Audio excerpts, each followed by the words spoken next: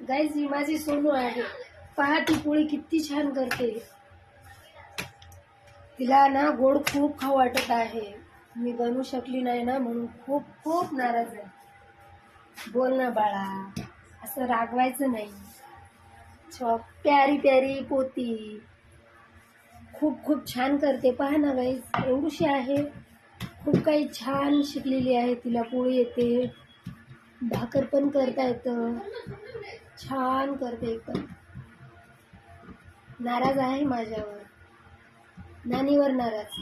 सोनू, तुला माझ्यावर भरोसा नाही काय? मी उद्या तुला गोड करून देणार, मग आपण यूट्यूब फॅमिलीला पण दाखवूया. हं, आहे ना सोनू? तुला माझ्यावर भरोसा नाही का? सांग ना, बोल बोल ना.